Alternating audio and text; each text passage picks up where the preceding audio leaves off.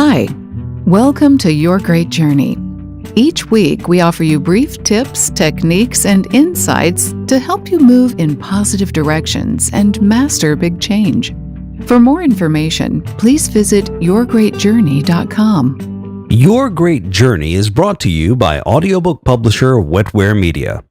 Wetware Media publishes a wide variety of personal transformation audiobooks available from any major online audiobook retailer.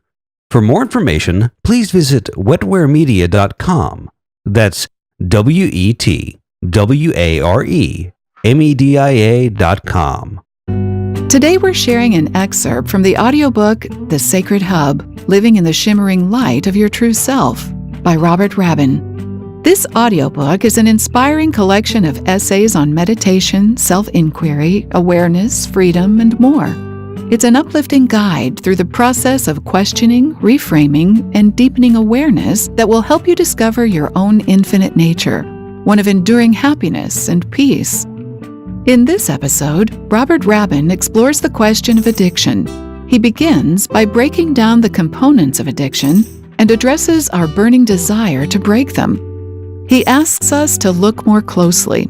Instead of thinking of our addictions as problems waiting to be solved, he suggests that not only do we have more addictions than we may even realize, but that addictive behavior is a sign of yearning for true freedom.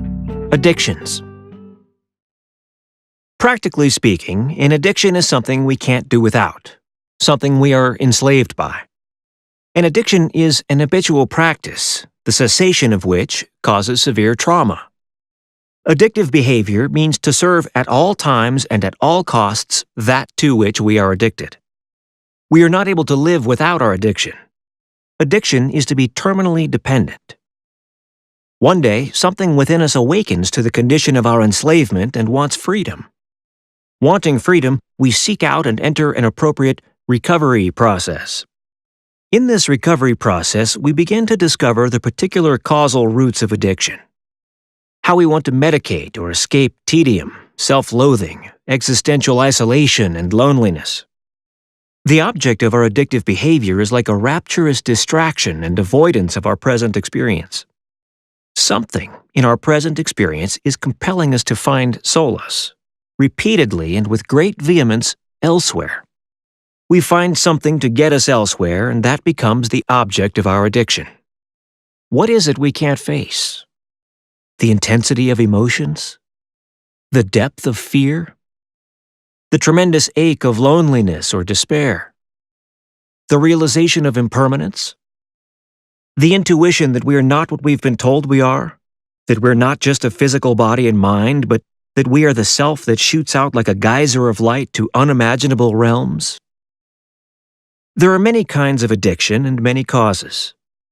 We have heard about chemical dependency and how our bodies develop a craving for certain substances, like nicotine or heroin. We have heard that psychologically we crave certain relationships and can't imagine ourselves independent of them. We will suffer all kinds of abuse as long as we can remain in the familiar structure of that relationship.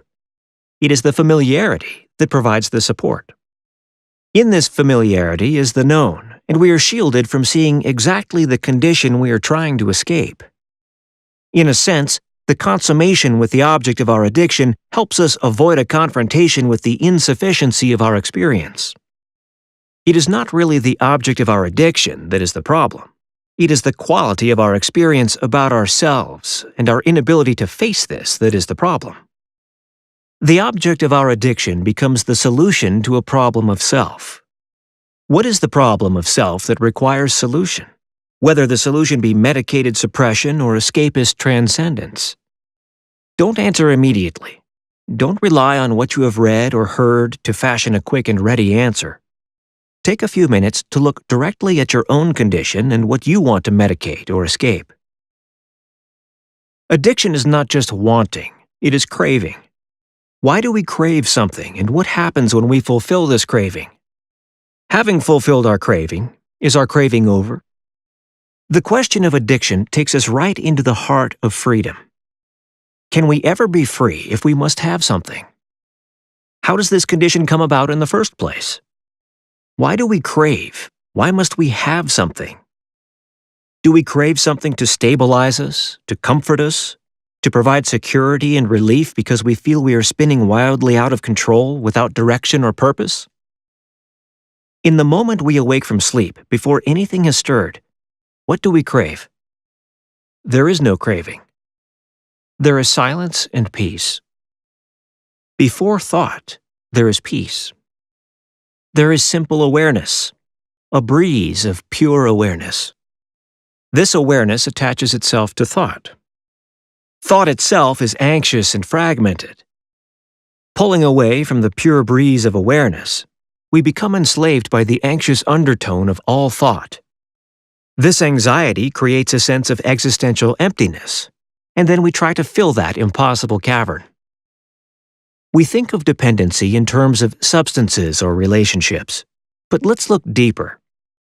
What happens when we can't watch our favorite television show? When the morning paper isn't delivered? How agitated do we become during a power failure when the lights and computers and phones stop working? Think of everything that would cause you severe trauma to be without. Hot running water? We might think this is all harmless, but what would our condition be without the conveniences and conventions of our life? Would we be free from trauma? Is anyone free from addiction? Is anyone complete and whole without fear and craving? We love routine, habit, predictability. We don't view our normal expectations as addictions. If the test of addiction is the trauma of our deprivation, can we face the enormity of our addictions? What about our very life?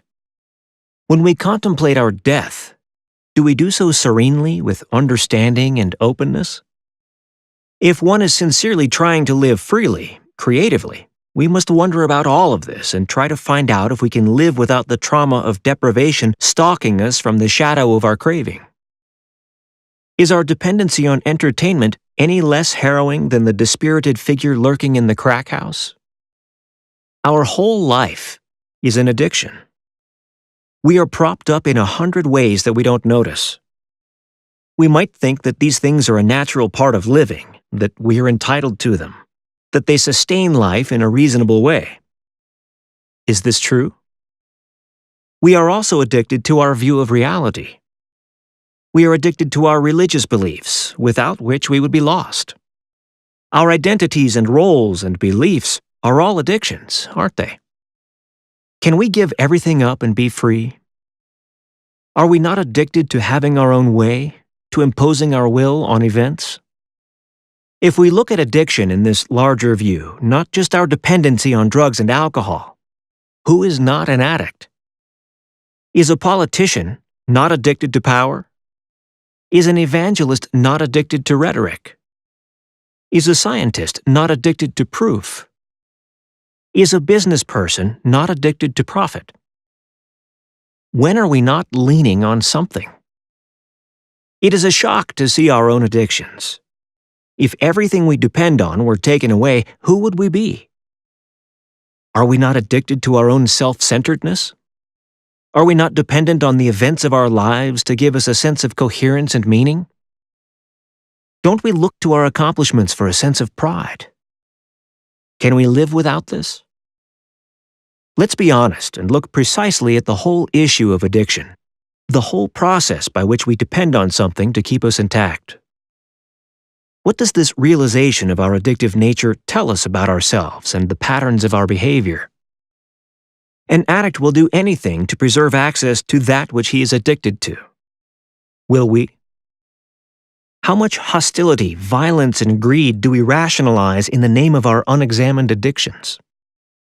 What happens when someone threatens to deprive us of our addiction? The addict will do anything.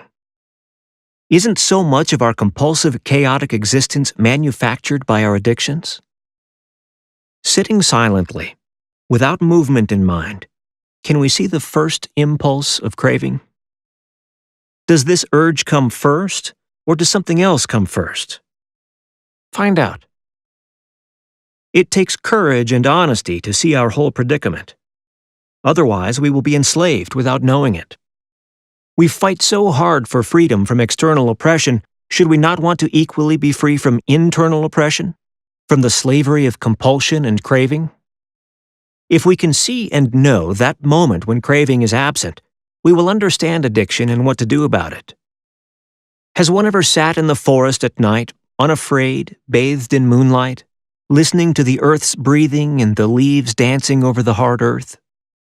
Something opens within us, and this opening is empty and solid at the same time.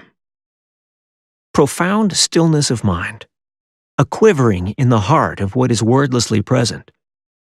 In this depth of being, without movement, utterly still, is a total absence of craving.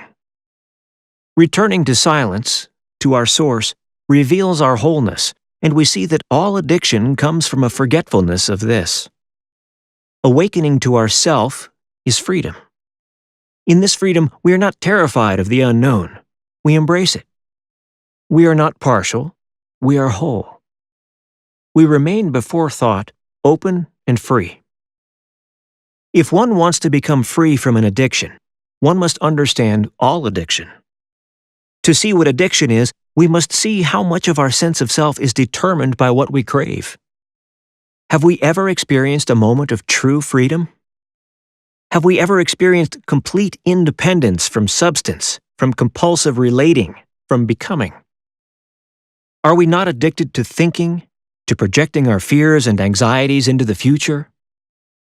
What would happen if we gave this up? What is left if everything we use to define ourselves is taken away? This can't be easily answered because the answer becomes another support. Without holding, without pushing away, without anything, who are we? Is it possible to live in purity without conditions and qualifications? In a moment of awakening, of experiencing our innate wholeness, craving disappears. There is no other thing to depend on, no other place to go, no other time to covet, no condition to medicate or escape, no hole to fill.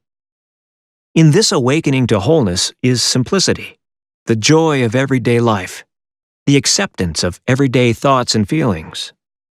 No need to run, no need to hide, no need to fear, no need to crave. Simplicity is openness and wonder. Simplicity is peace. Peace is who we are. When we know who we are free, and this freedom dissolves the condition that is the root of all cravings, attachments, and dependent identifications. Thanks for listening to this excerpt from the audiobook, The Sacred Hub, Living in the Shimmering Light of Your True Self. You can purchase the complete audiobook from any major online audiobook retailer. If you'd like more information, please visit yourgreatjourney.com. Please be sure to subscribe to the show so you don't miss an episode. And if you like the show, please rate it and review it. And please share it with friends who might also enjoy it. Thanks for listening. Have a great week. Your Great Journey is brought to you by audiobook publisher Wetware Media. Wetware Media publishes a wide variety of personal transformation audiobooks available from any major online audiobook retailer. For more information, please visit wetwaremedia.com.